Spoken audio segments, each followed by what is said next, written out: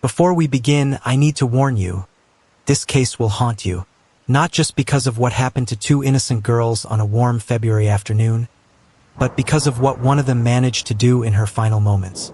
What you're about to hear is the story of how a 14-year-old girl, facing unimaginable terror, had the presence of mind to record her own killer, and how that recording would take 7 agonizing years to finally bring justice.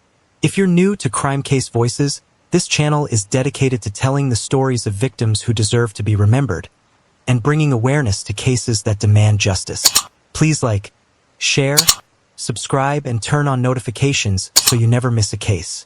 And if this story affects you the way it affected me, leave a comment below sharing your thoughts. Now let's begin. This is the last photograph ever taken of Abigail Williams. She's 13 years old in this picture. She has 7 minutes left to live. Her best friend Libby is behind the camera, smiling, having no idea that someone is watching them. Someone who has already made a decision. Someone who is about to commit an act so brutal that hardened homicide detectives would struggle to speak about it. But that someone made one critical mistake. He didn't know that Libby German was recording him. He didn't know that her phone, hidden in her pocket, was capturing every word, every footstep, every nightmare detail. And he certainly didn't know that this digital evidence would survive everything he was about to do. This is the story of the Delphi murders. And it begins with a perfect day that turned into every parent's worst nightmare. February 13th, 2017. Delphi, Indiana. A town so safe, so quiet, so ordinary that most people couldn't even find it on a map. Population, 2,900. The kind of place where everyone knows your name, where kids ride bikes without helmets, where parents don't worry when their children ask to go hiking alone. The kind of place where people say, nothing bad ever happens here. They were wrong. Abigail Abby Williams, 13 years old, softball player, animal lover, the girl who befriended everyone, who stood up for the underdog, who made people laugh until their sides hurt. Libby German, 14 years old, creative, bold, fiercely loyal, the girl who was always taking photos, always trying new things, always protecting those she loved. Best friends since elementary school, inseparable. They shared secrets, dreams, and plans for futures they would never see. And on this Monday, a day off from school because of a teacher development day, they wanted one thing, a simple afternoon adventure before winter came back. 1:35 p.m. Libby's older sister Kelsi drops them off at the Monon High Bridge Trail. Be ready at 3 o'clock, she says. Dad will pick you up. She watches them walk toward the trailhead. Libby in her tie-dye shirt, Abby in her purple jacket, 2 girls disappearing into the woods. Kelsi drives away. She has no idea she will never see her sister alive again. The Monon High Bridge Trail, beautiful, historic, and about to become the scene of one of the most disturbing murders in American history. The bridge itself is a relic from 1891, 70 feet above Deer Creek, 63 feet tall, with gaps between the wooden ties where you can see straight down to the rocks and water below. It's been abandoned for decades, officially off limits, but that's never stopped teenagers from crossing it, from taking photos on it, from feeling that rush of rebellion and danger. And that's exactly what Abby and Libby are doing right now. Walking across the bridge, taking pictures, laughing nervously at the height, living in the moment. They have no idea that someone else is on this bridge with them. 2:07 p.m. Libby pulls out her phone and takes a photo. Abby is ahead of her on the bridge, hands tucked in pockets, a slight smile on her face. Behind her, the bridge stretches into the distance, surrounded by bare February trees. It's a beautiful shot. Libby posts it to Snapchat with a caption, just 2 best friends on an adventure. This will be the last photo Libby ever posts, but it won't be the last thing her phone captures, because at some point in the next few minutes, Libby sees something that makes her uncomfortable. Maybe it's the way a man is walking toward them. Maybe it's the fact that he's overdressed for the warm weather. Maybe it's the look in his eyes. Maybe it's just that sixth sense that screams danger. And Libby German, just 14 years old, does something extraordinary. something that will ultimately solve her own murder. She opens her phone and starts recording video. Not obviously. She doesn't want him to know. She pretends she's just holding her phone casually. But the camera is on. The microphone is on. And everything that happens next is being documented. The video is grainy, is shaky, is shot from inside a pocket or held low. But it's there. And on that video is a man, walking toward them on the bridge. Hands in pockets, blue jacket, jeans, hat, walking with purpose. Walking like a predator who has chosen his prey. This is the man who will murder Abby and Libby. This is the face that will haunt Delphi for 7 years. This is the image that will be plastered on billboards, shared millions of times online, analyzed by armchair detectives around the world. And for 7 years, despite being one of the most recognizable images in true crime, no one will know who he is. But Libby's phone captured more than just his image. Captured his voice. Guys! Pause. Down the hill. 3 words. That's all police could release to the public. 3 words spoken in a distinctive voice. Not deep, not particularly threatening in tone, but absolutely chilling in context. 3 words that are a command, an order, the beginning of the end. What happened after Down the Hill is too horrific to fully describe. What Abby and Libby endured in their final moments would make seasoned investigators weep. But what matters now is that Libby kept recording. Even as her worst nightmare was unfolding, even as she faced unspeakable terror, she held onto that phone. She knew, somehow, she knew that this recording might be the only way to catch him. And she was right. At 3 p.m. that afternoon, Libby's father, Derek German, arrived at the trail parking lot to pick up the girls. But the lot was empty. He called Libby's phone. No answer. He called again and again. By 5:30 p.m., a full-scale search was underway. By midnight, everyone knew. Something terrible had happened. And the next morning, on Valentine's Day 2017, their bodies were discovered on private property near Deer Creek, roughly half a mile from where this photo was taken. The town of Delphi would never be the same. 2 families would be destroyed, and a killer would walk free among them for 7 long years, going to work, buying groceries, living a normal life while Abby and Libby lay in graves and their families screamed for justice. But that phone survived. That recording survived. And eventually, it would lead police to a man who seemed so ordinary, so normal, so harmless that even people who saw the bridge guy photo never made the connection. A man who lived right there in Delphi. A man who worked at the local CVS pharmacy, where Libby's grandmother had probably bought prescriptions. A man whose wife had no idea she was married to a monster. His name is Richard Allen. And this is the story of how he was finally caught.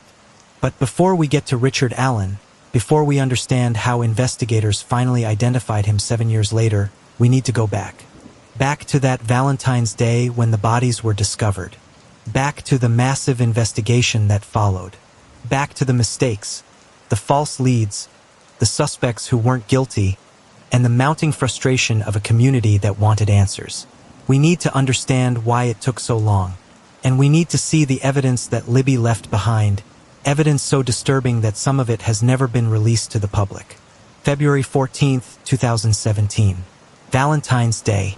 A day that's supposed to be about love, about flowers and chocolates, about celebrating the people who matter most. But in Delphi, Indiana, this Valentine's Day would become a date that no one in that town would ever be able to celebrate again. The sun rose cold and gray over Carroll County at 6:43 a.m. By 7 a.m., the search for Abby and Libby had resumed with renewed urgency. What had started as a couple dozen volunteers the night before had now swelled to hundreds. FBI agents, Indiana State Police, local law enforcement, fire departments from surrounding counties, search and rescue teams with cadaver dogs, dive teams preparing to search Deer Creek, news helicopters circling overhead. Everyone knew what no one wanted to say out loud. After a night in freezing temperatures, if the girls were still alive, time was running out. Becky Patty, Libby's grandmother, hadn't slept. She'd spent the entire night at the trail, praying, crying, calling Libby's phone over and over just to hear her voice on the voicemail greeting. "Hey, it's Libby. Leave a message." So full of life, so completely unaware that she was already gone. Becky kept telling herself that any minute now, search teams would find the girls huddled together somewhere, cold and scared but alive. Any minute now, this nightmare would end. Anna Williams, Abby's mother, was the same. She'd walked those woods all night with a flashlight, calling her daughter's name until her voice was hoarse. "Abby, Abby, baby, where are you?" The silence that came back was deafening. Other mothers in Delphi were hugging their own children that morning, holding them tighter than usual, thanking God it wasn't their family, but feeling guilty for that relief, because it was somebody's family. It was Abby and Libby. The search area was massive. Dense woods, steep ravines, the creek running fast and cold, private properties, abandoned buildings. Every structure within a mile radius had to be checked. Every path had to be walked. Every possibility had to be explored. Could they have gotten lost and disoriented? Could they have fallen and been injured? Could they have been taken? The questions multiplied faster than the answers. At approximately 12 p.m., a search volunteer was assigned to check the property of Ron Logan, a 77-year-old local resident who owned land about half a mile southeast of the Monon High Bridge. Logan had given permission for searchers to access his property. It was wooded, overgrown in places bordered by Deer Creek, the kind of place that would be easy to miss in the dark but needed to be thoroughly searched in daylight. The volunteer made his way through the woods, calling out the girls' names. The trees were bare, winter-dead branches scraping against each other in the wind. And then, near the creek, partially obscured by brush and fallen logs, he saw something that made his blood freeze. Clothing, the distinctive purple of Abby's jacket, and next to it another figure. Both girls were there. Both girls were dead. The volunteer immediately radioed for help, his voice shaking. Within minutes, the woods were flooded with law enforcement. Crime scene tape went up. The search and rescue operation transformed into a homicide investigation. And someone had to tell the families. Someone had to walk up to Becky Patty and Anna Williams and destroy their world with a few terrible words. Becky Patty's reaction was captured by news cameras from a distance. The sound of a grandmother's scream of anguish. The kind of primal, soul-destroying wail that you never forget if you hear it. The sound of a heart breaking in real time. Anna Williams collapsed, had to be held up by family members. Both families had spent the last 24 hours clinging to hope, and now that hope was ripped away and replaced with the worst emergency imaginable. Their daughters were gone, murdered, on a sunny afternoon on a trail in their own hometown. The Delphi community was in shock. This wasn't supposed to happen here. This was a town where people didn't lock their doors, where kids walked to school alone, where everyone knew everyone, where strangers were noticed. How could someone murder 2 children in broad daylight and vanish without a trace? How could this happen in Delphi? Within hours, the story had gone national. News vans from Indianapolis, Chicago, even national networks descended on the small town. The Monon High Bridge Trail, which most Americans had never heard of, was suddenly on every television screen in the country. The faces of Abby Williams and Libby German, 2 ordinary teenage girls who should have been worried about homework and boys and what to wear to school, were now everywhere. Police were tight-lipped about the details. They had to be. In a homicide investigation, certain facts need to be withheld, details that only the killer would know. These details help investigators separate real leads from false confessions, help verify witness statements, help build a prosecutable case. But the families deserved to know what happened to their daughters, and what they were told would haunt them forever. The girls had been murdered. That much was obvious. But the manner of their deaths, the condition of the bodies, the evidence at the scene, all of it pointed to something deliberate, planned, sadistic. This wasn't a random act of violence. This wasn't a case of wrong place, wrong time. Someone had specifically targeted these 2 girls. Someone had watched them, followed them, isolated them, and killed them. The autopsies would later reveal that both girls died from what the medical examiner classified as homicide by sharp force trauma to the neck. Their throats had been cut. But there was more. Details so disturbing that even seasoned homicide detectives refused to discuss them publicly. The positioning of the bodies. Certain items of clothing that were missing or moved. Evidence that suggested the killer had spent time at the scene after the murders. That he hadn't panicked and run. That he'd been calm, methodical, and that terrified investigators more than anything else. Because a killer who doesn't panic is a killer who's done this before, or who will do it again. The crime scene itself told a story. The girls had been found on the north bank of Deer Creek, in a wooded area roughly 50 feet from the water. This was not where they'd been killed. The evidence made it clear they'd been murdered somewhere else and their bodies moved to this location.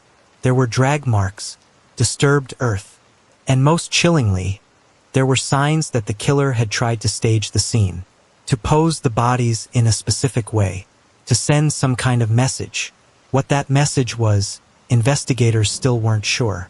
But they had Libby's phone, and on that phone was evidence that would prove to be both a blessing and a curse. A blessing because it gave them a picture of the killer, a recording of his voice, and a rough timeline of events. A curse because despite having this evidence, despite having one of the clearest pieces of proof in any murder case, they still couldn't identify him. The phone had been found near one of the bodies. The screen was cracked, but it still worked, and when investigators accessed it, they discovered that Libby had done something extraordinary. In those final moments, when most people would have been paralyzed with fear, Libby had the presence of mind to document her attacker. The video was brief, just 43 seconds, but it captured everything they needed. A man walking toward them on the bridge. His face, though grainy and distant, his clothing, his gait, his build, and his voice. Guys, down the hill. That audio would become the most analyzed piece of evidence in the case. Voice recognition experts studied it. The public listened to it thousands of times, trying to place that voice. Was it local? Did it have an accent? Was the speaker young or old? Some heard menace in those 3 words. Others heard nothing particularly distinctive. But everyone agreed on one thing. Someone somewhere knew that voice. The question was, would they come forward? Have you ever heard a voice that you swore you recognized but couldn't quite place? The Delphi community would spend years with that feeling. Let me know in the comments if you think you could identify someone by their voice alone. February 15th, 2017. One day after the bodies were discovered, the Indiana State Police held a press conference that would change everything. The room was packed with reporters, cameras, microphones. The tension was palpable. Everyone wanted answers. Who killed Abby and Libby? Was there a dangerous predator loose in Carroll County? Were other children at risk? Sergeant Kim Riley stepped up to the podium. His face was grim. In a homicide investigation, police usually keep their cards close to their chest. They don't release evidence. They don't show their hand. But this case was different. This case required the public's help. And so, for the first time in the investigation, police showed the world what Libby's phone had captured. The photo appeared on the screen behind Sergeant Riley. A grainy, pixelated image of a man walking on the Monon High Bridge. He's wearing a blue jacket, jeans, and some kind of hat. His hands are in his pockets. He's walking with purpose, straight toward the camera, toward Libby, who was holding the phone. The image is distant, maybe 50 feet away, and the quality is poor. It's been enhanced by FBI technicians, blown up and sharpened as much as possible. But even enhanced, his face is hard to make out. Features blur together. Details are lost in pixels. But it's enough. It's something. We are seeking information about this person, Riley said, his voice steady but urgent. We believe this individual is involved in the murders of Abigail Williams and Libby German. If you recognize this person, if you know who this is, please contact law enforcement immediately. The photo spread like wildfire. Within hours, it was on every news channel in America. It was shared millions of times on social media. It was printed on flyers and posted in every store, every gas station, every public space in Indiana. The FBI created a dedicated tip line. Billboards went up across the Midwest. Do you know this man? they asked. Help us find Bridge Guy. Bridge Guy. That's what the internet had already started calling him. The man on the bridge. The killer who walked toward two innocent girls in broad daylight and destroyed their lives and the lives of everyone who loved them. Bridge Guy became one of the most recognizable images in American true crime. Everyone had seen that photo. Everyone had tried to make out his features, to place his face, to figure out who he was. But here's the thing about that photo. It's simultaneously specific and vague. You can see that he's wearing certain clothes, that he has a certain build, that he walks a certain way. But his face, his actual identifying features, they're just clear enough to be frustrating. You think you can almost see him, but you can't quite. It's like trying to remember a dream. The details slip away the harder you try to focus on them. And then, 2 days later, police released the audio. Guys, down the hill. 3 words. 2 seconds of sound. And yet, those words would become burned into the consciousness of everyone following the case. Police released the audio in the hope that someone would recognize the voice, that a wife would hear it and realize it was her husband, that a coworker would hear it and remember something suspicious, that someone somewhere would connect the dots. The voice analysis began immediately. Armchair detectives and professionals alike dissected those 3 words. The cadence, the tone, the accent or lack thereof. Some people heard a Midwestern accent. Others heard Southern inflections. Some thought the speaker sounded young, maybe in his 20s. Others insisted he had to be older, 40 or 50, based on the gravelly quality of his voice. Voice recognition experts estimated his age at anywhere from mid-20s to mid-40s. That's a 20-year range. Not particularly helpful. But everyone agreed on one thing. The voice wasn't particularly threatening. It wasn't a shout or a scream. It was almost conversational, calm, matter of fact. Guys, down the hill, as if he was simply giving directions, as if he had every right to tell these girls what to do. And maybe that's what made it so chilling. The casualness of it, the control, the complete lack of panic or urgency in his voice. Because what that voice tells us is that Bridge Guy wasn't nervous. He wasn't worried about being caught. He felt completely in control of the situation. He was confident that he could abduct 2 teenage girls in broad daylight on a public trail and get away with it. And for 7 years, he was right. The tips started flooding in immediately. The FBI tip line received thousands of calls in the first week alone. People calling in about suspicious neighbors, ex-boyfriends, estranged family members, co-workers who gave them bad vibes. Every call had to be investigated. Every lead had to be followed. It was a massive undertaking for a police department in a town of less than 3,000 people. Indiana State Police Superintendent Doug Carter became the face of the investigation. A career law enforcement officer with decades of experience, Carter took the case personally. He appeared at press conference after press conference, his voice growing more emotional with each appearance. He spoke directly to the killer wherever he was watching. "We will find you," Carter said, his jaw set. "We have not given up. We will never give up. And when we do find you, you will be held accountable for what you've done." The investigation was unprecedented in scope. Over 50 FBI agents were assigned to the case. Indiana State Police devoted countless resources. Local law enforcement worked around the clock. If you're finding this case as compelling as I am, do me a favor. Share, hit that subscribe button, and turn on notifications so you don't miss the conclusion of the story. We're going to cover the trial, the verdict, and what it all means for the families who've been waiting for justice. Your support means everything. Now let's continue. Thousands of tips were investigated. Hundreds of people were interviewed. Sex offenders in the area were tracked down and questioned. Anyone with a history of violence toward women or children was looked at. The killer's digital footprint was searched for, cell phone records, social media activity, anything that might place someone at the bridge that day. And yet, despite all of this effort, despite the photo and the audio and the sheer number of investigators working the case, they still couldn't identify Bridge Guy. Part of the problem was the sheer volume of tips. When you ask the entire country to help solve a murder, you get an overwhelming response. And while most people calling in had good intentions, Separating legitimate leads from dead ends was a monumental task. Every tip had to be taken seriously, but there were only so many investigators, only so many hours in a day. Another part of the problem was the nature of the evidence itself. Yes, they had a photo and audio of the killer, but the photo was grainy and distant, and the audio was just 3 words. How do you build a case on that? How do you identify someone when you can't clearly see their face or hear enough of their voice to make a definitive match? And then there was the geographical challenge. Delphi is a small town, but it's right off State Road 25. It's accessible from multiple counties, multiple states even.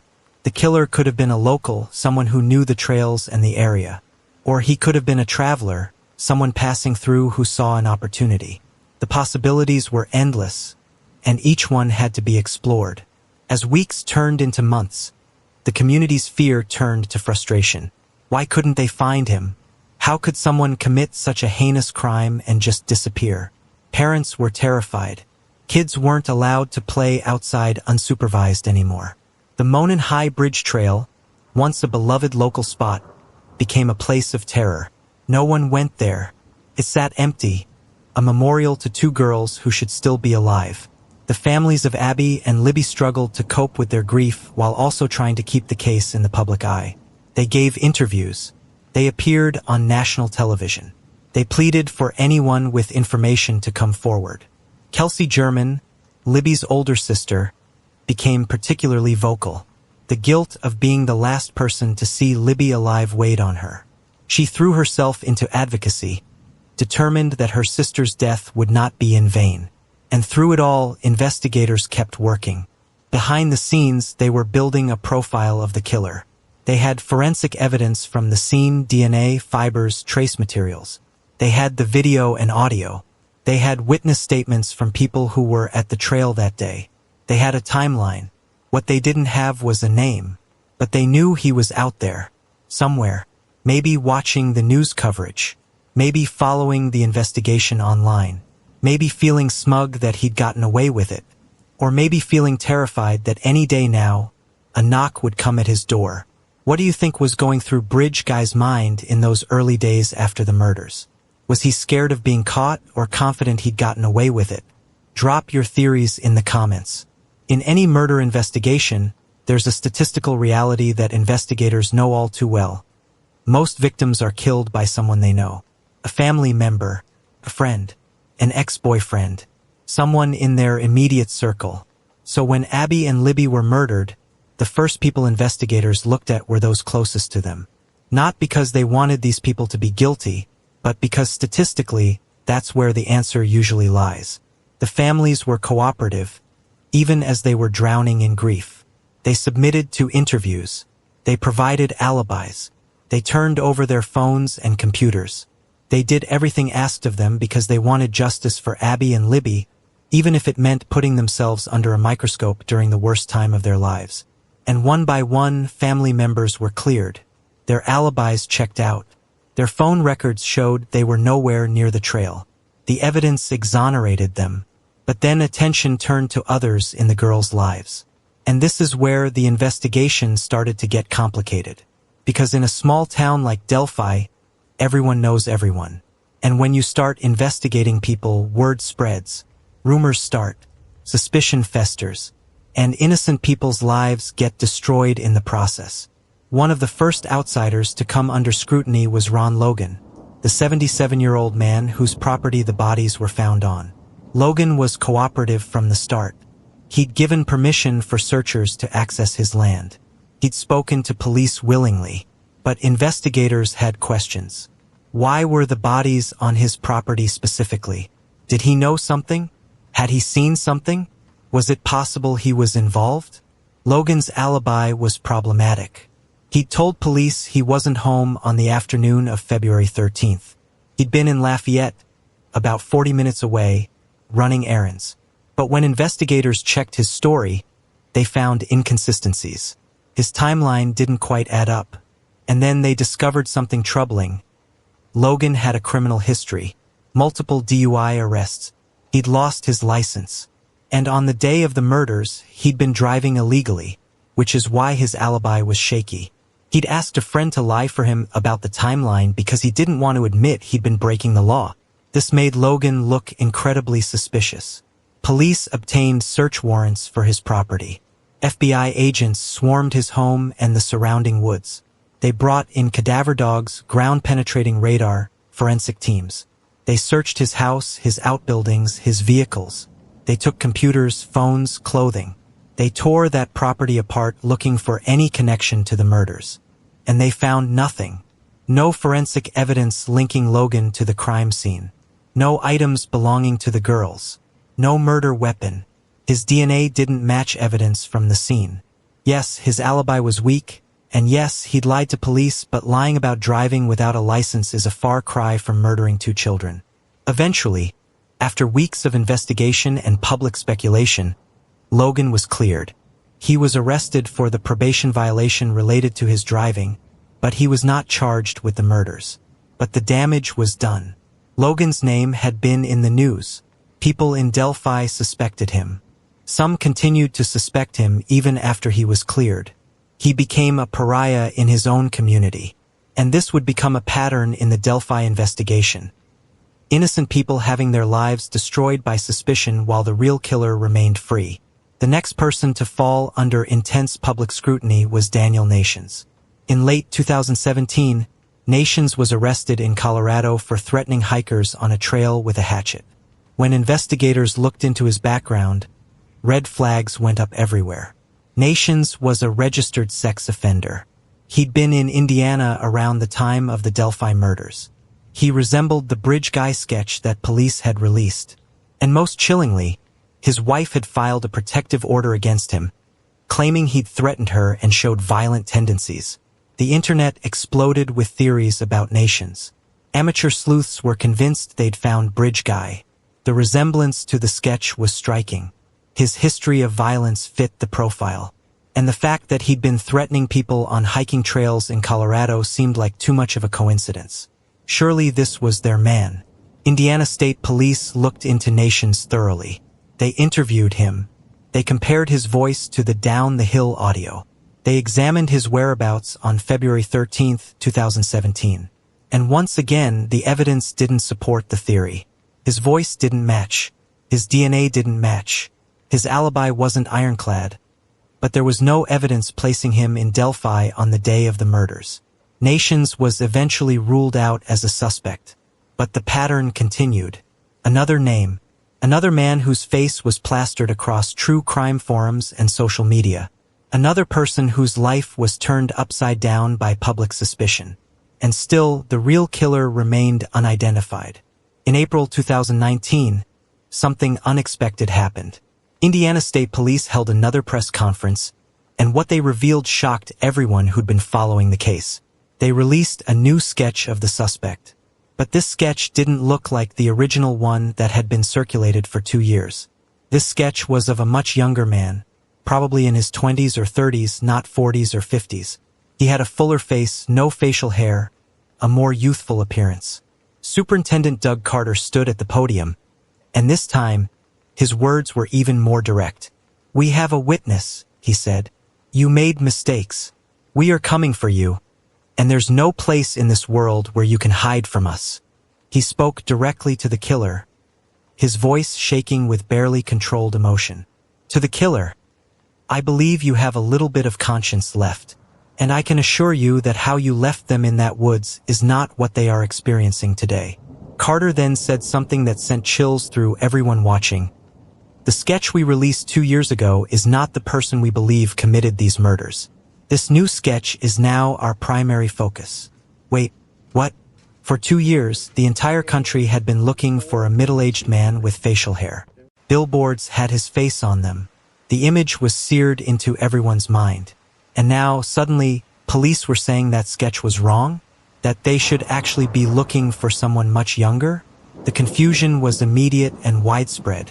How could they have gotten it so wrong? What happened in the investigation to cause such a dramatic shift? And if the first sketch was wrong, why should anyone trust the second one? Police tried to explain that the new sketch was based on additional witness information and better analysis of the video evidence. They said the first sketch was of a person of interest early in the investigation who had since been cleared, but they couldn't provide more details without compromising the case. The explanations only created more questions. The true crime community was divided. Some thought the new sketch made sense. That bridge guy in the video did look younger than the original sketch suggested.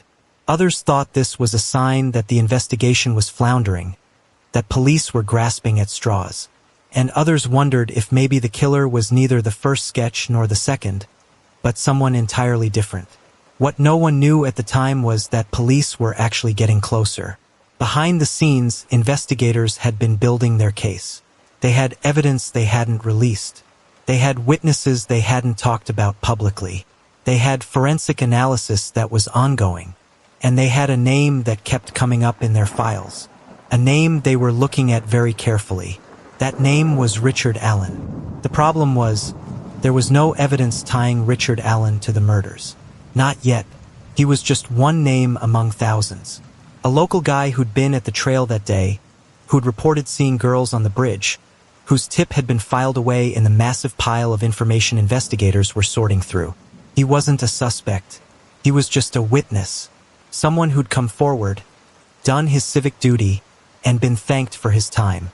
But that tip, that small piece of information, would eventually become the thread that unraveled everything. It would take 5 more years. 5 more years of the family's suffering. 5 more years of the community living in fear. 5 more years of bridge guy walking free, going about his normal life, probably thinking he'd gotten away with the perfect crime. Because that's the thing about perfect crimes, they don't exist. There's always a mistake. Always a piece of evidence left behind. Always someone who saw something, even if they didn't realize at the time what they were seeing. And in this case, the mistake was bridge guy himself. He'd been so confident, so calm, so sure of himself that he'd actually volunteered information to police. He'd inserted himself into the investigation, probably thinking it would make him look innocent. It was the kind of move that seems smart in the moment but ends up being the biggest mistake of all. Have you ever noticed how some criminals can't help but involve themselves in the investigation of their own crimes? Let me know what you think drives that behavior. If you've been with me this far, I want to ask you to do something. Hit that like button if you believe Abby and Libby deserve justice. Share this video so more people learn about their story. And subscribe to Crime Case Voices and hit the notification bell because we're going to follow this case all the way to the verdict. Your support helps us continue telling the stories of victims who deserve to be remembered. Now let's continue. 2019 turned into 2020. The COVID-19 pandemic hit, and the world shut down. But in Delphi, the investigation never stopped. Behind closed doors, away from the news cameras and the true crime podcasts, investigators were still working, still following leads, still analyzing evidence, still trying to identify bridge guy.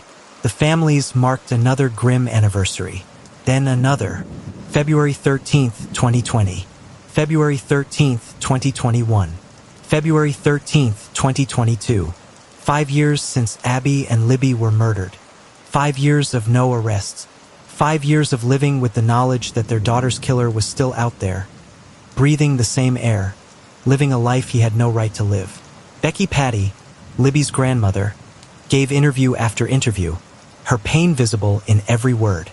"We want justice," she said. "We want answers. We want to know why. Why our girls? Why that day? Why did this monster target them?" But the questions had no answers. The case had gone cold in the public eye, even if investigators insisted it was still active. The psychological toll on the community was immeasurable. Parents in Delphi raised their children in the shadow of these murders. Kids who were in elementary school when Abby and Libby died were now in high school themselves, having grown up knowing that nowhere was truly safe, that evil could strike anywhere, even in a small town in the middle of the day on a familiar trail. The Monon High Bridge became a memorial site. People left flowers, stuffed animals, notes for Abby and Libby. The bridge itself became a pilgrimage site for true crime enthusiasts, some respectful, others treating it like a macabre tourist attraction. The families had mixed feelings about this. On one hand, it kept the case in the public consciousness. On the other hand, It felt like their daughters' deaths had become entertainment for people who didn't know them, who didn't love them, who would move on to the next sensational case when this one got boring. Online, the case had spawned countless theories. Amateur detectives created entire forums dedicated to solving the Delphi murders. Every frame of the Bridge Guy video was analyzed pixel by pixel. Every word of the audio was dissected syllable by syllable. People created enhanced versions of the images, built profiles of possible suspects, tracked down and harassed anyone they thought looked suspicious. And some of these theories were wild. Some people believed it was a satanic ritual killing because of the date, February 13th, the day before Valentine's Day. Others thought it was connected to other unsolved murders in Indiana, part of a serial killer's pattern. Some believed there were multiple killers, that Bridge Guy had an accomplice. Others were convinced local law enforcement was involved in a cover-up, that they knew who did it but couldn't prove it, or worse, were protecting someone. The truth, as it turns out, was far more mundane and far more terrifying. Because Bridge Guy wasn't some criminal mastermind. He wasn't a serial killer or part of a cult. He was just a guy. An ordinary, unremarkable guy who lived in Delphi, who worked a regular job, who had a wife and a family, who seemed completely normal to everyone who knew him. His name was Richard Allen. And on February 13th, 2017, he'd been at the Monon High Bridge Trail. But let's back up. Because the story of how police finally identified Richard Allen is a story of both incredible detective work and frustrating mistakes. It's a story that makes you wonder, how many other cold cases could be solved if someone just looked at the evidence one more time with fresh eyes? In September 2022, a civilian volunteer working with the Indiana State Police was going through old tips and witness statements from the early days of the investigation. This wasn't unusual. Cold cases are often cracked by someone reviewing old evidence and noticing something that was missed the first time around. And that's exactly what happened here. The volunteer found a tip that had been filed away and apparently overlooked. On February 18, 2017, just 5 days after the murders, a man had come forward to report that he'd been at the Monon High Bridge Trail on February 13th. His name was Richard Allen. He lived in Delphi. He worked at the local CVS pharmacy. And according to his statement, he'd been on the trails between 1:30 p.m. and 3:30 p.m. on the day of the murders. Think about that timeline. The girls were dropped off at 1:35 p.m. The last photo was taken at 2:07 p.m. Richard Allen told police he was there during that exact window of time. He even described what he was wearing: a blue or black Carhartt jacket, jeans, and a hat. He said he'd walked out to the bridge, saw girls on the bridge, and then left. This tip should have been a bombshell. Here was a man who was at the crime scene during the time of the murders, wearing clothing that matched Bridge Guy's description, who admitted to seeing girls on the bridge. And yet, somehow, this tip had been filed away and not thoroughly investigated. For 5 years, Richard Allen's name had been sitting in a file somewhere while investigators chased other leads, while the family suffered, while Bridge Guy's image was plastered on billboards all over Indiana. How did this happen? The official explanation is that in the chaos of the early investigation, with thousands of tips coming in, some things fell through the cracks. The tip was entered into the system incorrectly, filed under the wrong date or wrong category, and was therefore missed when investigators were cross-referencing witness statements with the timeline and evidence. But to the families, to the public, this explanation was devastating. Richard Allen had essentially turned himself in, and no one had noticed. He'd walked into a police station and said, "I was there. I saw the girls. This is what I was wearing." And it took 5 years for someone to connect those dots. When investigators finally did look at Richard Allen's statement again in September 2022, alarms went off immediately. They pulled up the Bridge Guy photo and the description of his clothing. Blue jacket, jeans, hat, check, check, check. They looked at the timeline. Richard Allen said he was on the trail between 1:30 and 3:30. The murders occurred during that window. Check. They found witnesses who had seen a man matching Bridge Guy's description on the trail that afternoon. Could any of them identify Richard Allen? They could. One witness in particular would prove crucial. She'd been on the trail that day and had seen a man who'd creeped her out. Muddy, bloody, walking quickly away from the bridge area shortly after the time the girls were believed to have been killed. She'd given a description to police back in 2017. And when shown a photo of Richard Allen, she said, "That could be him. That looks like the guy I saw." Suddenly, everything started falling into place. Richard Allen lived in Delphi. He'd worked at the CVS pharmacy where Libby's family members had probably gotten prescriptions filled. He'd been living his normal life for 5 years, seeing news reports about the case, maybe even serving customers who had "Justice for Abby and Libby" stickers on their cars. He'd been hiding in plain sight. Investigators started surveillance on Richard Allen. They obtained his phone records, his work schedules, his financial records. They tracked his movements. They looked into his background. And they started building a case. But they needed more than circumstantial evidence. They needed forensic proof. They needed something that would hold up in court. And then they found it. Among the evidence collected at the crime scene back in 2017 was an unspent bullet, a cartridge that had been cycled through a gun but never fired. This bullet had been found near the bodies, and forensic analysts had determined it came from a specific type of firearm. But without a gun to match it to, the evidence was useless. In October 2022, investigators executed a search warrant on Richard Allen's home. And in that home, they found a .40 caliber Sig Sauer pistol. They sent it to the lab for analysis. And according to forensic examiners, the markings on the unspent bullet from the crime scene matched the markings made by Richard Allen's gun. It was a match. On October 26, 2022, Richard Allen was arrested and charged with 2 counts of murder in the deaths of Abigail Williams and Libby German. 5 years, 7 months, and 13 days after he'd murdered them, Bridge Guy finally had a name. What would you have felt if you were Libby's or Abby's family member hearing this news after 5 years? Relief? Anger that it took so long? A mix of both? Share your thoughts below.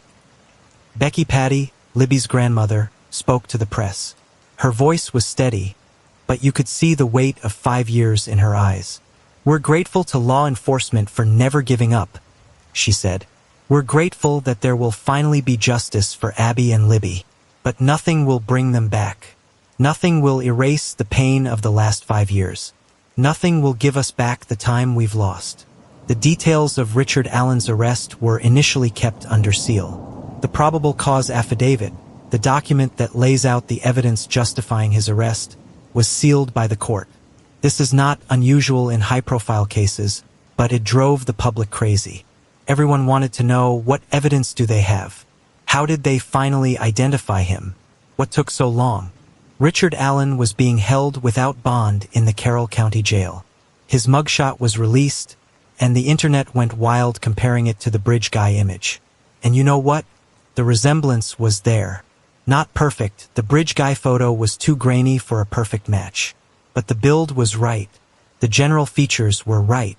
And when you put Richard Allen in similar clothing, a blue jacket, jeans, a hat, the similarity was undeniable. The voice analysis was more complicated.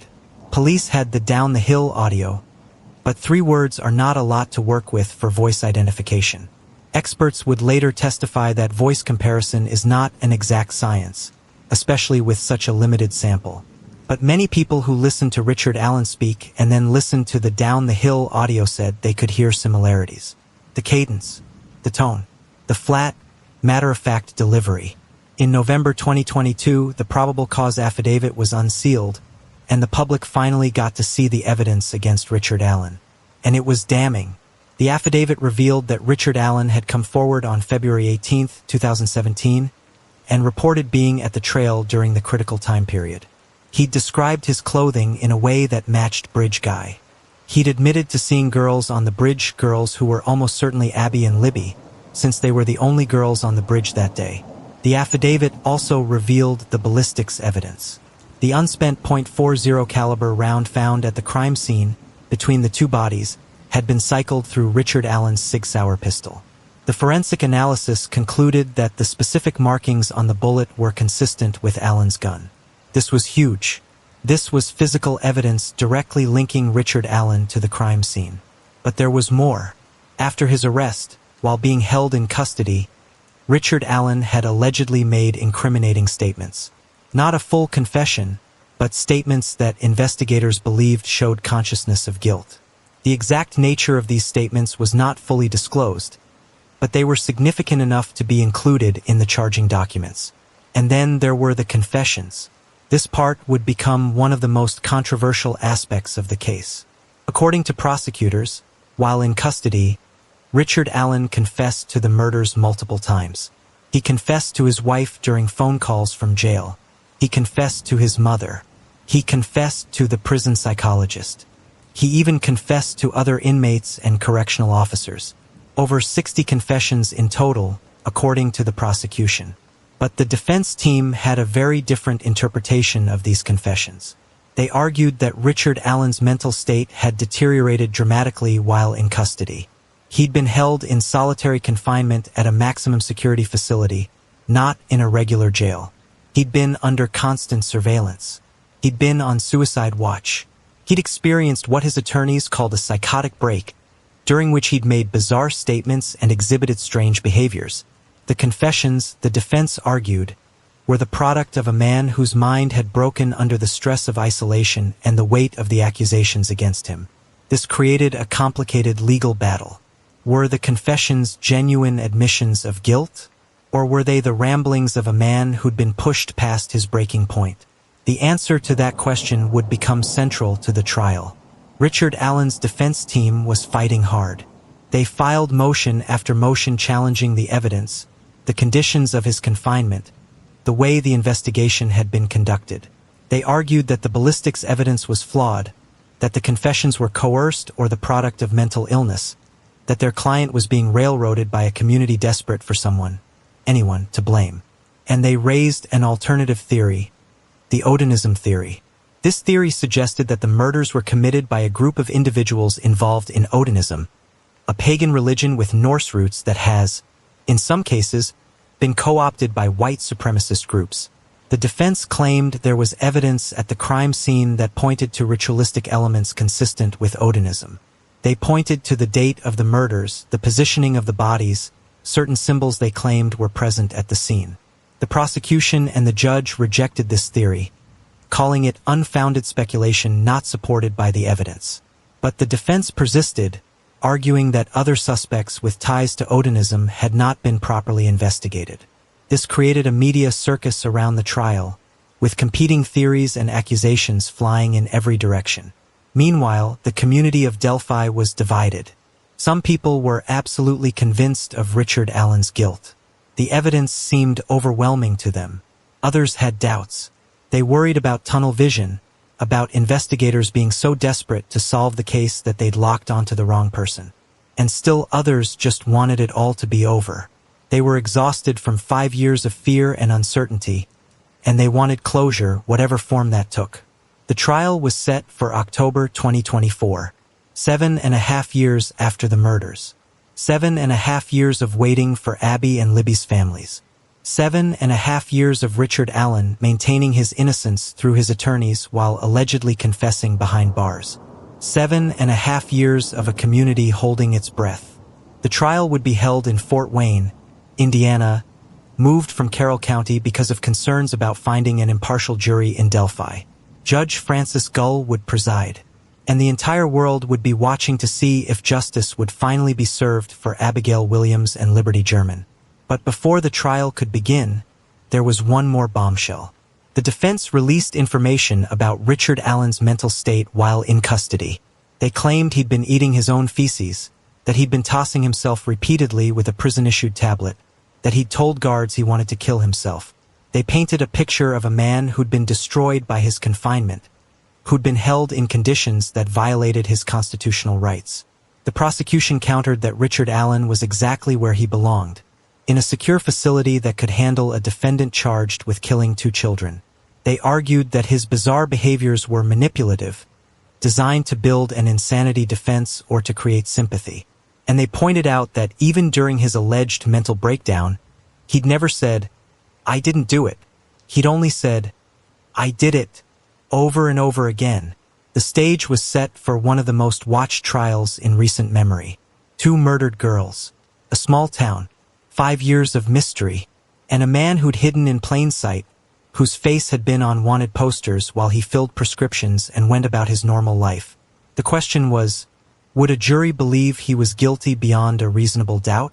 Do you think confessions made during a mental health crisis should be admissible in court? This is one of the most debated aspects of criminal justice. Let me know your thoughts. If you're finding this case as compelling as I am, do me a favor. Like, share, hit that subscribe button, and turn on notifications so you don't miss the conclusion of the story. We're going to cover the trial, the verdict, and what it all means for the families who've been waiting for justice. Your support means everything. Now let's continue. October 18th, 2024. 7 years, 8 months, and 5 days after Abigail Williams and Libby German were murdered, the trial of Richard Allen finally began. The Allen County Courthouse in Fort Wayne, Indiana, was surrounded by media trucks, protesters, supporters, and curious onlookers. Inside, the families of Abby and Libby took their seats, bracing themselves to hear details about their daughter's final moments that they'd hoped never to hear. Jury selection had been painstaking. Finding 12 people who hadn't heard about the Delphi murders was nearly impossible.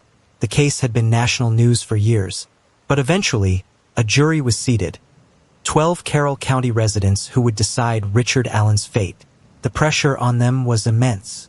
Get it wrong and a murderer walks free. Get it wrong the other way, and an innocent man spends the rest of his life in prison.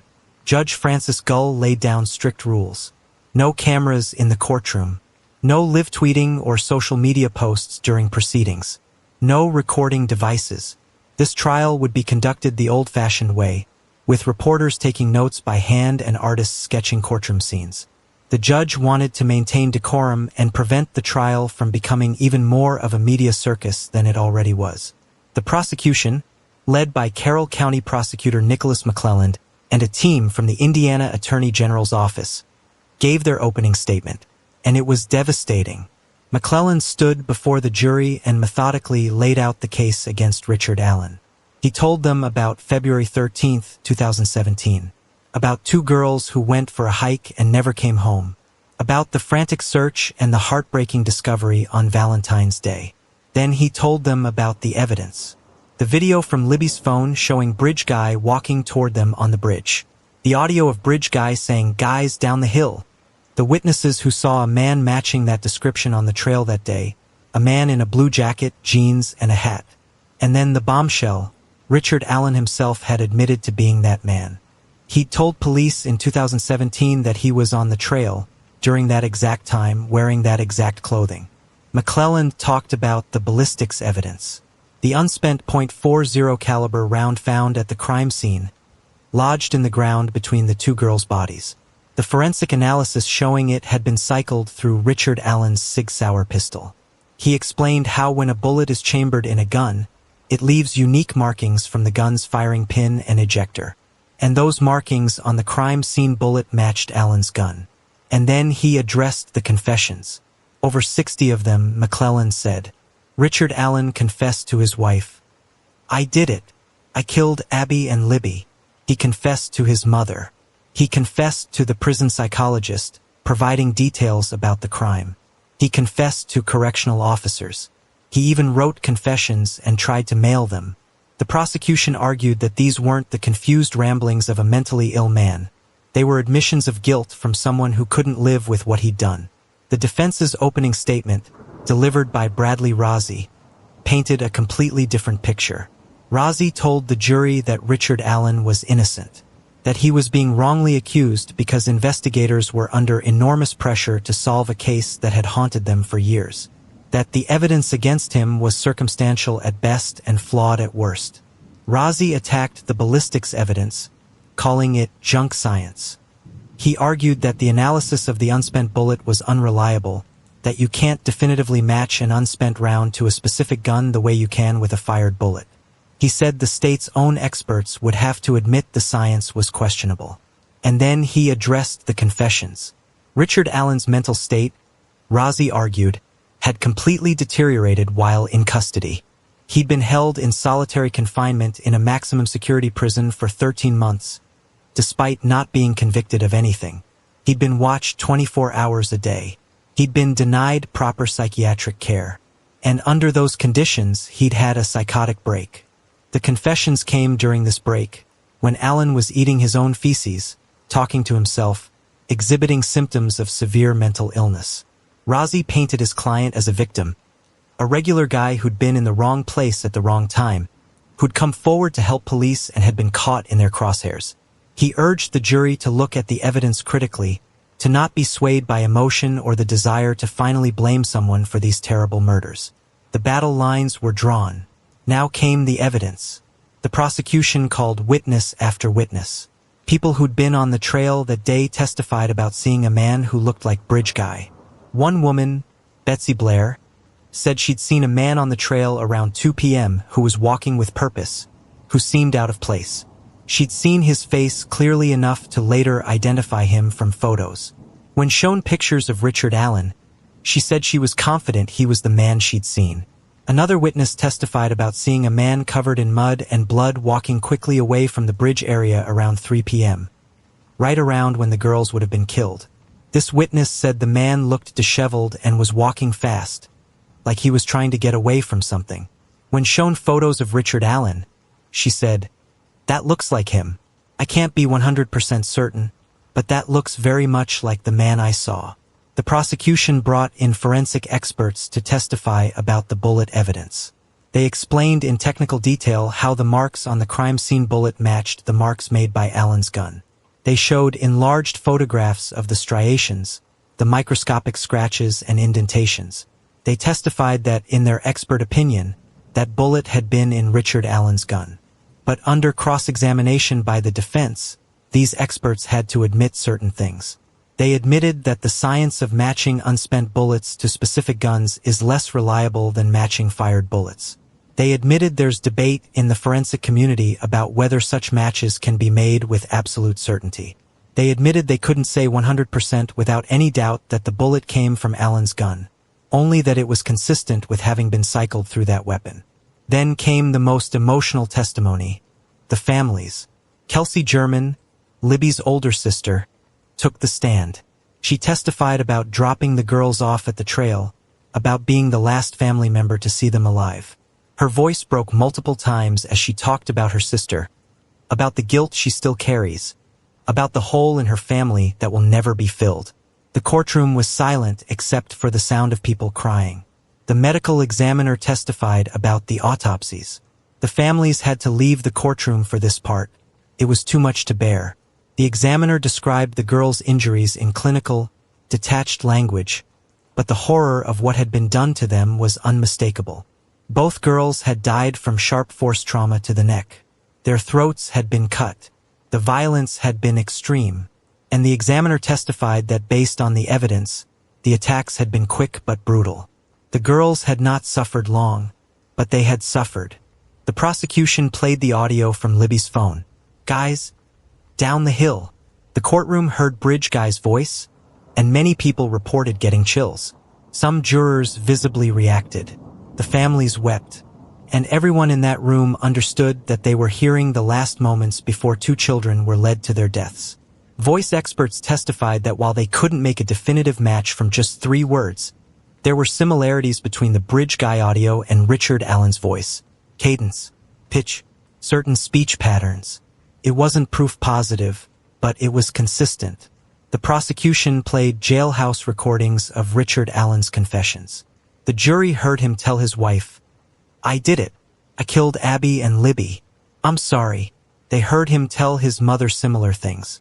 They heard him talk to the prison psychologist about what he'd done. And in some of these recordings, Allen provided details that, according to the prosecution, only the killer would know. But then came the defense's turn. They brought in mental health experts who testified that Richard Allen had experienced a severe psychotic break while in custody, that his confessions came during periods of extreme mental distress, that he'd been exhibiting signs of serious mental illness, talking to imaginary people, making bizarre statements, harming himself. One expert testified that confessions made during psychotic episodes are notoriously unreliable and should not be given weight. The defense also presented evidence about the conditions of Allen's confinement. They showed that he'd been held in a maximum security facility designed for the worst of the worst criminals, serial killers, terrorists, mass murderers. They argued this was cruel and unusual punishment for someone who hadn't even been convicted yet. And they suggested that the harsh conditions had been deliberately designed to break him, to get him to confess. As the trial wore on, it became clear that this case would come down to what the jury believed. Did they believe Richard Allen was Bridge Guy? Did they believe the ballistics evidence? Did they believe the confessions were genuine or the product of mental illness? Did they believe he was a cold-blooded killer or a wrongly accused man who'd been broken by the system? The stakes couldn't have been higher. For Abby and Libby's families, this was their only chance at justice. For Richard Allen, it was his life on the line. And for the jury, it was the weight of making a decision that would reverberate for decades. What would you do if you were on that jury? Could you sentence someone to life in prison based on the evidence presented? It's a question that keeps me up at night. The confessions were the most controversial and hotly debated part of the entire trial. On paper, they seemed like slam-dunk evidence. A defendant confessing to murder, not once, not twice, but more than 60 times, should be case closed, right? But nothing about this case was that simple. The prosecution presented the confessions methodically. They played recordings of phone calls between Richard Allen and his wife, Kathy. In one particularly damning call, Allen says, "I did it. I killed Abby and Libby." Kathy responds with shock and confusion. "What? What are you saying? Why are you saying this?" And Allen repeats it. "I did it. I'm sorry." The jury listened in silence as a husband confessed to his wife that he'd murdered 2 children. Then there were the confessions to his mother. Similar admissions. "I did something terrible. I killed those girls." His mother, like his wife, sounded confused and distressed. These weren't the responses of family members who knew their loved one was guilty. These were the responses of people hearing something shocking and incomprehensible. But the most detailed confessions came in conversations with Dr. Monica Walla, the prison psychologist assigned to evaluate Allen's mental health. According to the prosecution, Allen told Dr. Walla specifics about the crime.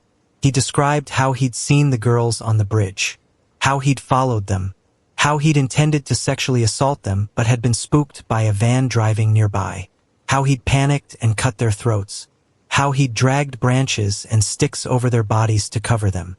These details, the prosecution argued, were things only the killer would know. The fact that a van had been in the area was never made public. The positioning of the bodies and the covering with branches hadn't been released. If Richard Allen knew these things, it was because he'd been there, because he'd done it. But then came the defense's rebuttal, and it was powerful. They brought in their own mental health experts who testified that Richard Allen had suffered a complete psychotic break while in custody. Dr. Polly Westcott, a clinical psychologist, testified that Allen's mental state had deteriorated to the point where he was barely functional. He was experiencing hallucinations. He was exhibiting signs of severe depression and anxiety. He was showing symptoms consistent with brief psychotic disorder brought on by extreme stress. The defense presented evidence of Allen's bizarre behavior while incarcerated. He'd been found eating his own feces. He'd been banging his head against the wall. He'd been talking to people who weren't there. He'd told guards he was being possessed. He'd claimed he was turning into a werewolf. These were not the behaviors of someone faking mental illness. These were the behaviors of someone whose mind had completely fractured under pressure. Dr. Westcott testified that it's well documented in psychological literature that people experiencing psychotic episodes can make false confessions. They can confess to crimes they didn't commit.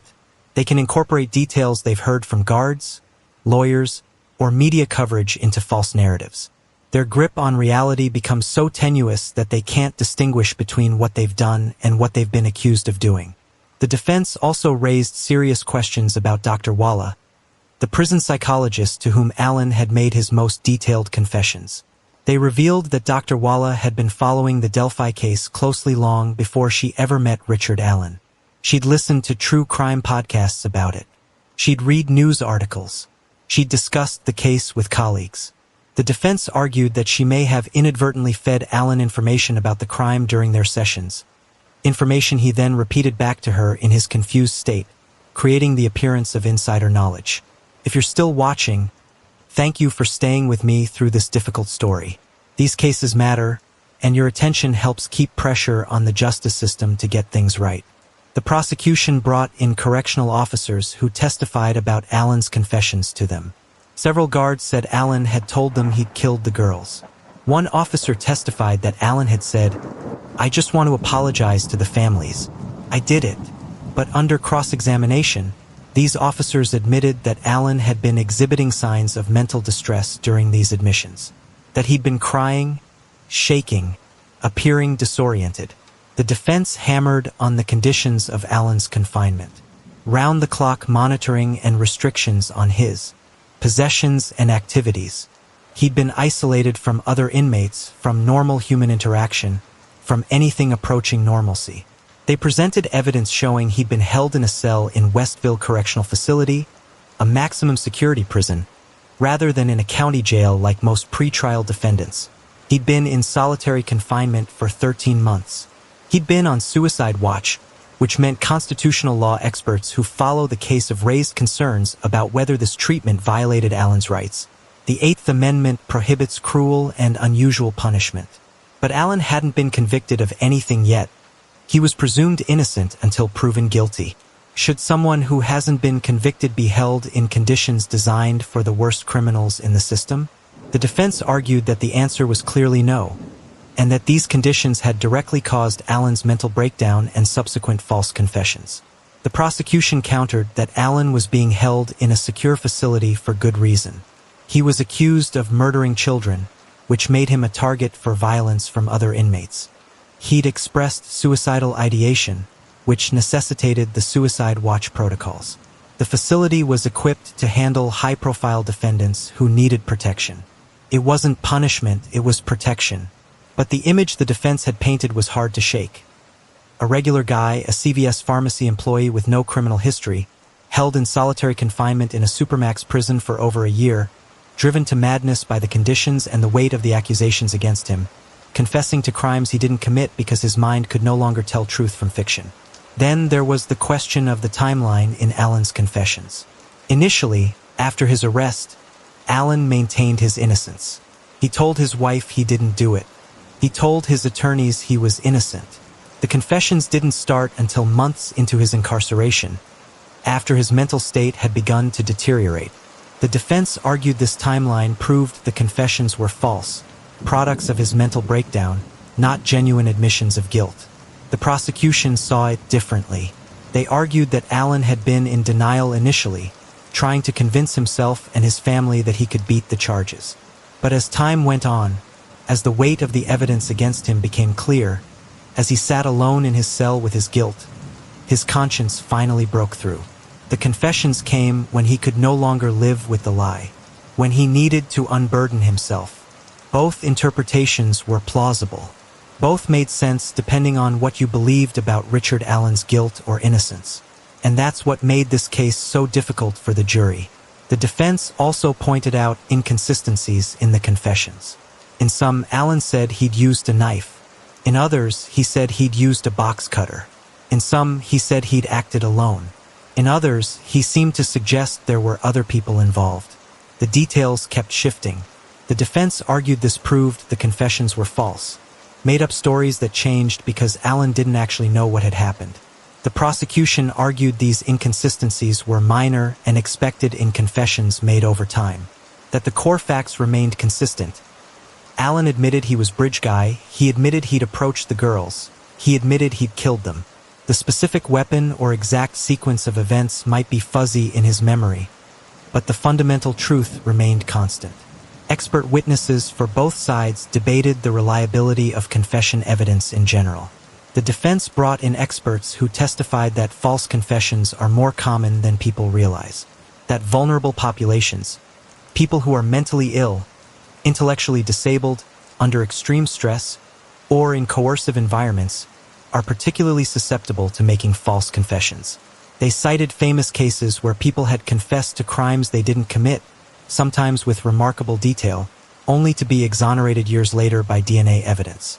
The prosecution brought in their own experts who testified that while false confessions do happen, they're relatively rare, and that most false confessions occur during intense police interrogations where suspects are pressured, lied to, or manipulated. Allen's confessions didn't fit that pattern. He wasn't being interrogated. He was making spontaneous admissions to family members and mental health professionals. The circumstances were completely different. As this testimony unfolded, the families sat in the courtroom, living through their nightmare all over again. Every detail about how their daughters died, every description of the crime scene, every confession Allen had made, they had to hear all of it. And through it all, they maintained their dignity, their composure, their desperate hope that the jury would deliver justice. The confession's testimony took days. By the time both sides finished presenting evidence on this issue, the jury had heard dozens of hours of analysis, debate, and expert opinion. They'd heard the recordings themselves. They'd seen reports on Allen's mental state. They'd been given the impossible task of determining what was real and what was the product of a broken mind. And now, as the trial moved toward closing arguments, everyone waited to see which narrative the jury would believe. Do you think someone can falsely confess to a crime they didn't commit, even with specific details? History shows it's possible, but is it likely in this case? Share your thoughts below. Please take a moment to like this video and share it with anyone who cares about true crime and justice. Subscribe to Crime Case Voices and hit the bell. We cover cases like this with the depth and respect they deserve. November 11th, 2024. Veterans Day. Nearly 8 years after Abigail Williams and Libby German were murdered. The courtroom in Fort Wayne was packed as the jury filed back in. You could have heard a pin drop. Every eye was on the 12 jurors who held Richard Allen's fate in their hands. The families of Abby and Libby sat rigid in their seats, hands clasped together, barely breathing. On the other side of the courtroom, Richard Allen stood next to his attorneys, his face pale, his hands trembling slightly. Judge Gull asked the standard question, "Has the jury reached a verdict?" The foreperson stood.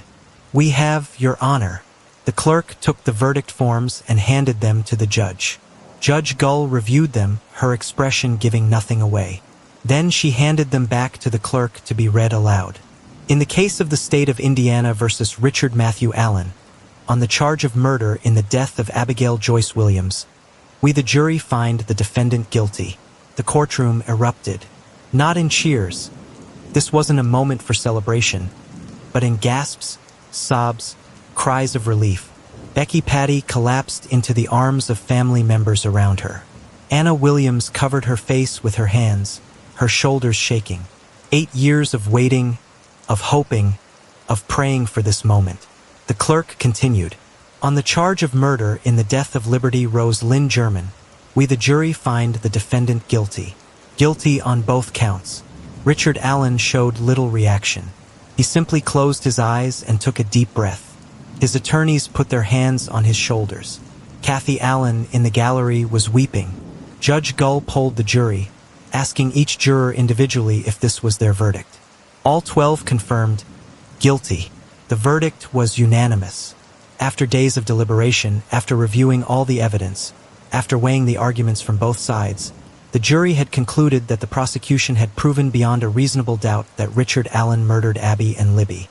Richard Allen was immediately remanded into custody to await sentencing. He was led out of the courtroom in handcuffs, his head down. The families remained in the courtroom for several minutes, holding each other, crying, processing what had just happened. The wait was over. There was a verdict. There was accountability. Outside the courthouse, the scene was chaotic. News cameras surrounded the prosecution team as they gave a statement. Carroll County Prosecutor Nicholas McClellan spoke first. "Today, justice was served for Abby and Libby," he said, his voice thick with emotion. "We are grateful to the jury for their service, for their dedication, for their careful consideration of the evidence. We are grateful to law enforcement for never giving up on this case. And we are thinking today of the families who have lived with unimaginable pain for nearly 8 years. This verdict doesn't bring Abby and Libby back, but it does ensure that the person responsible will be held accountable. Indiana State Police Superintendent Doug Carter, who had been the face of this investigation for so long, also spoke. And this time, he let his emotions show. To the families of Abby and Libby, he said, his voice breaking, "I am so sorry it took this long. I am so sorry for every day you had to wait, every sleepless night, every unanswered question. But today, we can finally say we found him. Bridge Guy has been identified. He has been tried. And he has been convicted." Carter also addressed the community of Delphi. "You can breathe again," he said. "Your children can play outside again. The monster who did this is going to prison for the rest of his life." The defense attorneys also made a statement, though it was much briefer. They expressed disappointment with the verdict and indicated they would be filing an appeal. They maintained that Richard Allen had not received a fair trial, that the evidence was insufficient, and that the confession evidence should never have been admitted given his mental state. "This is not over," Bradley Rozzi said. "We believe Richard Allen is innocent, and we will continue to fight for him." Back in Delphi, the news spread quickly. The town that had lived under a shadow for 8 years finally had closure. Some people celebrated, gathering at the courthouse, honking horns, embracing strangers who understood what this verdict meant. Others were more subdued, feeling that while justice had been served, nothing could truly compensate for what was lost. At the Monon High Bridge Trail, someone had left new flowers and a note. "Justice for Abby and Libby." Finally, the memorial that had stood there for 8 years would remain, a permanent reminder of 2 girls who went for a hike and never came home, and of a community that never stopped fighting for them. The question everyone wanted answered now was, what happens next? Sentencing was scheduled for December 20th, 2024. In Indiana, murder carries a sentence of 45 to 65 years. Richard Allen was facing 2 counts, which could mean up to 130 years in prison. Given that he was 52 years old at the time of sentencing, any substantial sentence would effectively be a life sentence. He would die in prison, but there were still unanswered questions that haunted people. Why did he do it? Was it planned or opportunistic? Had he targeted these specific girls, or were they simply in the wrong place at the wrong time? Did he act alone, or was someone else involved? What exactly happened in those moments after down the hill that led to the deaths of 2 innocent children? Some of these questions would never be fully answered. Richard Allen, through his attorneys, maintained his innocence even after the verdict. He wasn't giving interviews. He wasn't explaining his actions. And the full details of the crime scene had been kept sealed to protect the dignity of the victims and the integrity of the case. But what we do know is this. On February 13th, 2017, Richard Allen went to the Monon High Bridge Trail. He encountered Abby and Libby. For reasons we may never fully understand, he decided to attack them. And in doing so, he not only took 2 precious lives but traumatized an entire community and destroyed countless families, including his own. The prosecution had argued during the trial that Allen was a predator who had probably been fantasizing about this kind of crime for a long time, that the opportunity presented itself with 2 vulnerable girls alone on a bridge, and he took it. The defense had painted a different picture, of a man in the wrong place at the wrong time who became caught up in an investigation looking for someone to blame. The jury believed the prosecution's version of events. In the days following the verdict, more details emerged about the jury's deliberations. While the jury didn't speak publicly, they were under no obligation to. Courthouse sources indicated that the confessions had been the deciding factor. Despite the defense's arguments about Allen's mental state, the jury had found the confessions credible, especially the ones where he provided specific details about the crime. Combined with the ballistics evidence, the eyewitness testimony, and Allen's own admission about being at the trail during the time of the murders, the jury felt the evidence was overwhelming. There was also discussion about the one piece of evidence that perhaps mattered most: Libby's video. The prosecution had shown the jury enhanced versions of the Bridge Guy video alongside photos of Richard Allen in similar clothing. They'd overlaid Allen's voice recordings with the Down the Hill audio. And according to sources, these comparisons had been powerful for the jury. They could see Bridge Guy, they could see Richard Allen, and they concluded they were the same person. Libby's bravery in those final moments, Her decision to record her attacker even as her life was in danger had ultimately solved her own murder. That 14-year-old girl's courage had brought her killer to justice.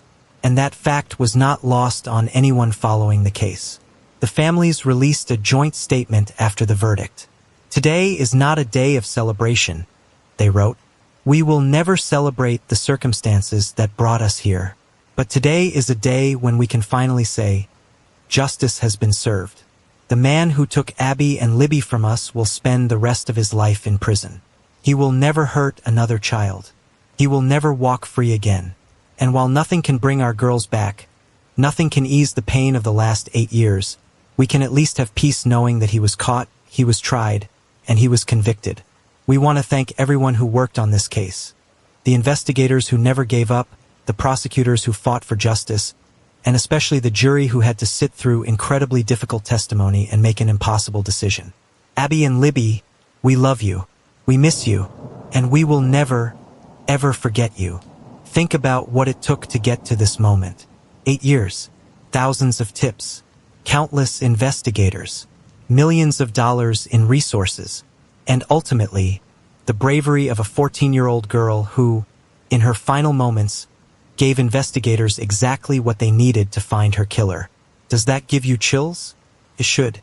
December 20th, 2024. Richard Allen's sentencing day. 8 years and 7 days after he murdered Abigail Williams and Libby German.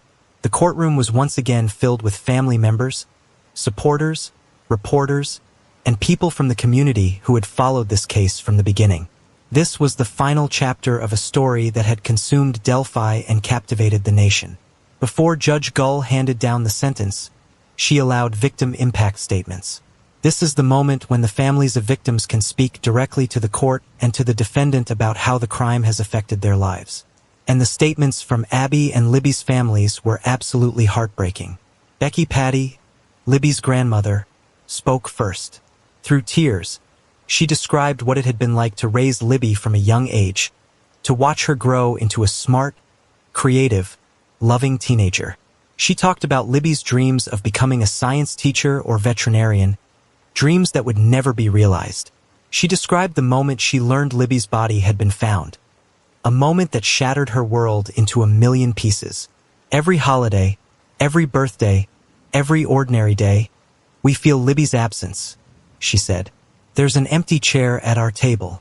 There's a silence in our home that will never be filled. And that's because of you, Mr. Allen. Because of what you chose to do on that February day. Anna Williams, Abby's mother, spoke about her beautiful daughter, about Abby's kindness, her loyalty to her friends, her love of animals and sports. She described how Abby lit up every room she entered, how her laugh was infectious, how she made everyone around her feel special. You didn't just kill my daughter, Williams said, looking directly at Richard Allen. You killed a piece of me. You killed the future I was supposed to have with her. The graduations, the wedding, the grandchildren I'll never meet. You stole all of that from me. And for what? What did you gain? What was worth taking these 2 precious lives? Kelsi German, Libby's older sister, spoke about the guilt she'd carried for 8 years. The guilt of being the last family member to see Libby alive. The guilt of dropping her off at that trail. The guilt of not being able to protect her little sister. I've replayed that day 1,000 times in my mind, Kelsi said. What if I had walked with them? What if I had stayed? What if I had picked them up early?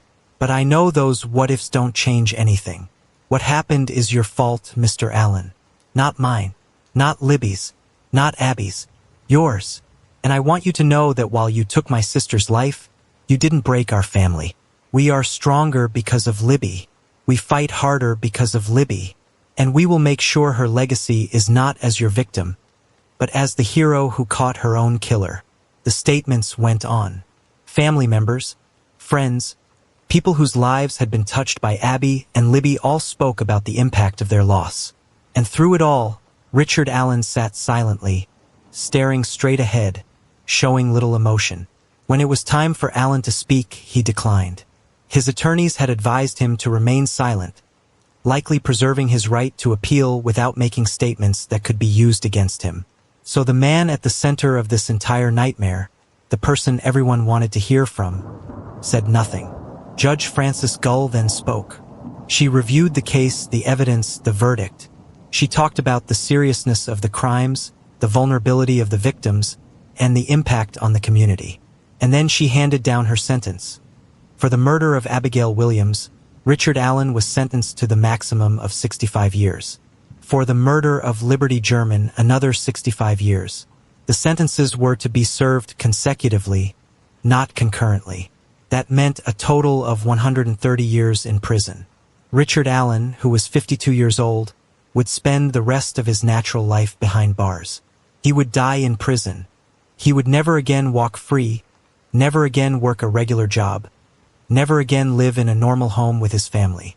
His life, for all practical purposes, was over. Judge Gull addressed Allen directly. Mr. Allen, you took two beautiful, innocent lives. You destroyed families. You traumatized a community. And you showed no remorse, no accountability, no humanity. This court's sentence reflects the severity of your actions and the need to protect society from individuals like you. You will spend the rest of your life in prison. And that is exactly where you belong. Richard Allen was led out of the courtroom in shackles. Kathy Allen was weeping in the gallery. Despite everything, the evidence, the confessions, the verdict, the sentence, she maintained that her husband was innocent, that he'd been wrongly convicted. But the legal system had spoken. A jury had found him guilty. A judge had sentenced him. And unless his appeals succeeded, Richard Allen would remain in prison until he died. Outside the courthouse, there were mixed emotions. Relief that justice had been served. Sadness that it had taken so long. Anger that Abby and Libby's lives had been cut short. Gratitude for everyone who'd worked tirelessly on the case. And an overwhelming sense of finality. It was over. After 8 years, it was finally over. But even with the verdict and the sentence, questions remained. How had Richard Allen's tip been overlooked for 5 years? What systemic failures in the investigation allowed him to slip through the cracks? Could this case have been solved sooner?